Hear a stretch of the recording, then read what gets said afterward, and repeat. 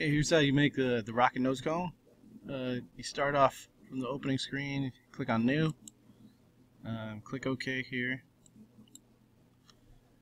Then we're going to start with the sketch function. We're going to make it from the top down, so you click on top over here. And then you click on sketch on the right side, and you can start sketching. So we're going to start by putting a center line through the model, because eventually it's going to revolve. We're just going to make a profile. So you get this center line, and you got to line it up with the y-axis. Click, and you can get some drawing tools here. More. Good one for nose cones is spleen. Start on the y-axis. Click once, click again, and then you set the curve the way you want. And then draw the rest of the rocket, Another click there. Then when you get to the point where you want it to be straight, you got to click on line chain. Click here, take the line over to the y-axis and click, and then you got to close the loop. To do that, you got to go up to the starting point and click again. This is when you can change all the specs by clicking on one by one. You can double click on all of these numbers to change it the way you want. I think the nose cone for the Skyhawk is 18 millimeters, and then the part of the nose cone that goes inside is 17 millimeters. You might want to check that. I'm not sure about that. And then you can just adjust these heights the way you want. When you're done, by double clicking, okay, you type in the number you want, and then so this is going to be the profile. So if you want 18 millimeters, it's going to be 9 millimeters, etc. Then I'm going to dial that in a little bit. You can grab these little vertices and pull them in too. Okay, when you're done with all that, click OK, and then revolve. Now you got your nose cone. This is a good time to finalize it. Take one last inspection of it. Click OK. If you want to hollow it out, I think you can. You can go click here. That was shell, and then you click on the face that you want to. Then you want to shell out. Then you can dial this back and forth, or you can adjust the thickness up here. Make it real thin if you want. It goes all the way hollow. When you got that shelled out the way you want, click OK.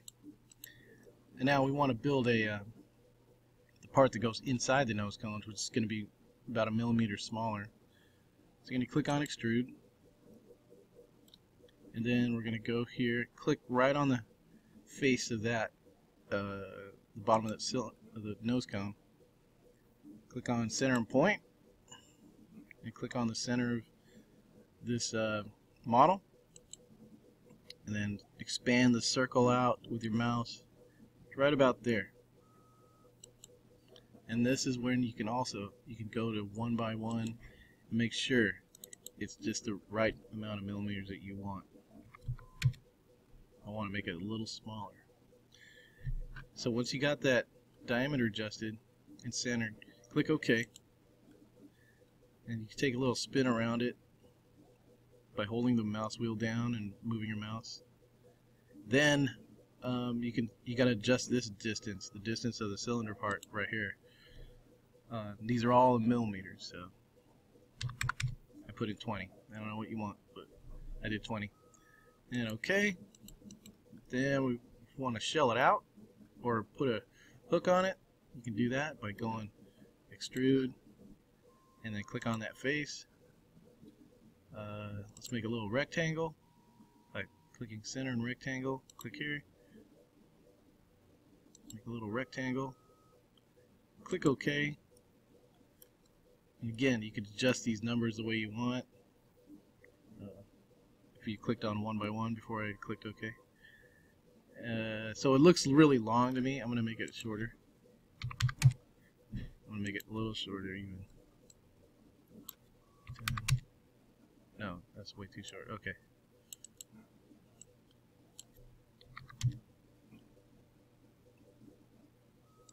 I'm going to go with 11.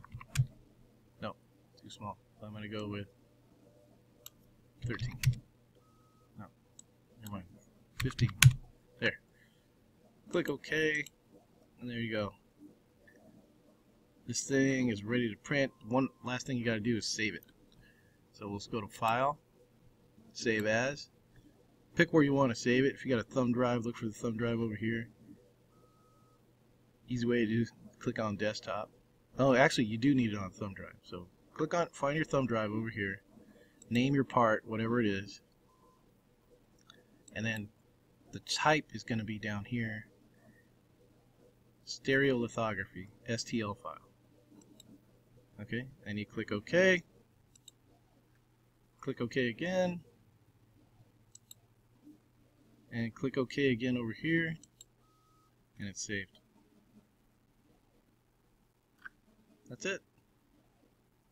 Oh, and then you take the saved file to the 3D printer and print it out.